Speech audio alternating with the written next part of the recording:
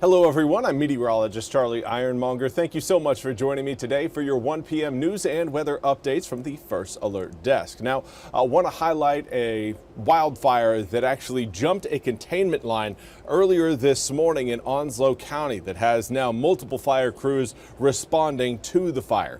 The Crown Point fire in Hubert began yesterday. At around 10:40 a.m., the county reported that it had breached containment lines near Inverness Drive. The North Carolina Forest Service said this morning that the fire was 50 acres and about 60% contained. Now, residents are asked to stay away from the area so emergency vehicles can get through. According to officials, you might see low-flying planes in the sky today, including water drop and spotter planes from North Carolina Forestry, which are usually yellow or white. Now, Onslow County Emergency Services also wants to remind people that flying drones in the area is not allowed, as they can interfere with firefighting efforts.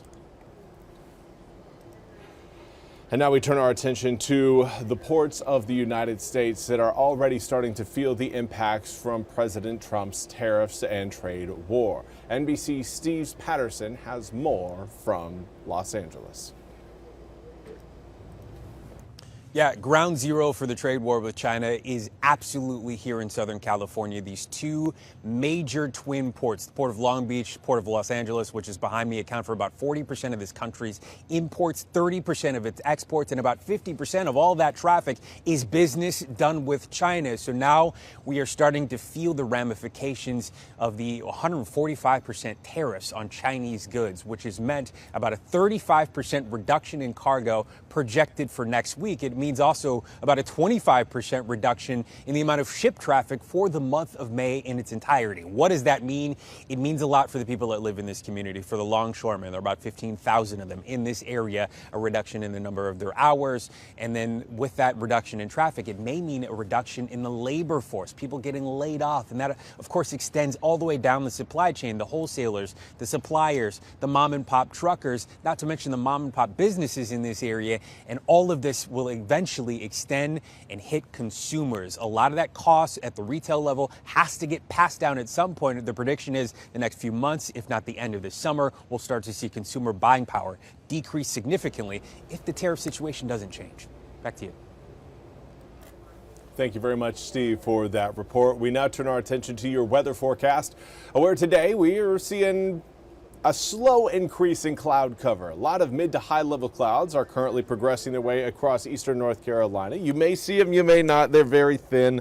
In fact, right now, let's take a look through our, here's Belhaven right now. It's not completely clear sky. You can see we've got some cloud cover overhead, but certainly not much. Going back to our visible satellite, you can see that there are again some wisps of clouds, but nothing that's going to be providing any rain showers within the immediate term. Now, here's what we've got outdoors in Washington, 83 degrees, southwesterly wind at 8 miles an hour. Again, a few streaks of some high-level clouds, but dew points, humidity up since where we were yesterday. Yesterday we had dew points in the mid-50s in Washington. Now reading those dew points in the low 60s. And a lot of that has to do with the continuous breeze out of the southwest.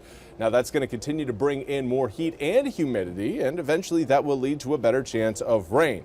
But for right now, the winds are problematic in that they are, again, allowing the spread of wildfire across eastern North Carolina. We're seeing, again, the Hubert fire, along with the fire near Black Swamp in the Croatan National Forest, still very much active.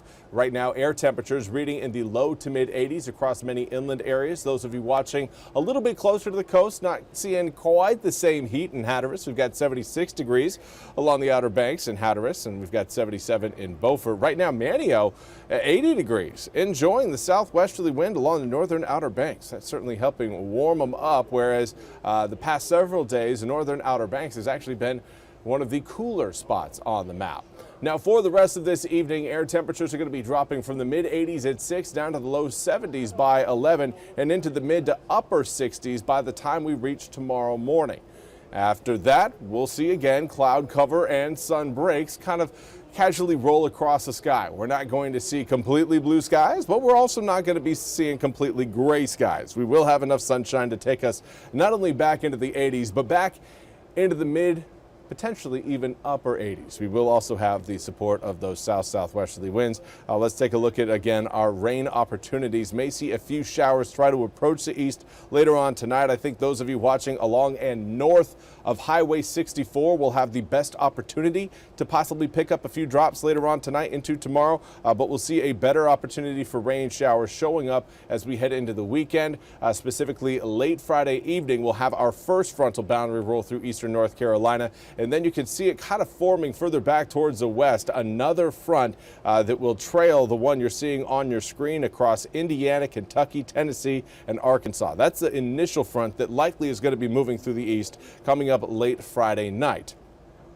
Friday morning, 9 a.m., it'll be draped over the mountains. Now, the front behind it will act as more of a clearing front. So the initial one may not have the same sort of moisture content that we are going to see with the second one, but we are anticipating at least a few thunderstorms coming in with each frontal passage. That will lead to a fairly damp weekend. Looking at around 87 degrees on Friday, 86 on Saturday, and then 74 on Sunday as those fronts roll through and bring with it cooler and drier air behind it. Notice those overnight lows dipping down from the mid-60s for tonight, tomorrow night, and even Friday night, down into the low to mid-50s coming up for Sunday night, Monday night, and Tuesday night of next week. Now, again, it's not ideal that, of course, we get our heaviest rain coming in over the weekend, but this is a reminder that we are very much in need of the rain showers across eastern North Carolina. 80% of the area is either under a severe or a moderate drought. So,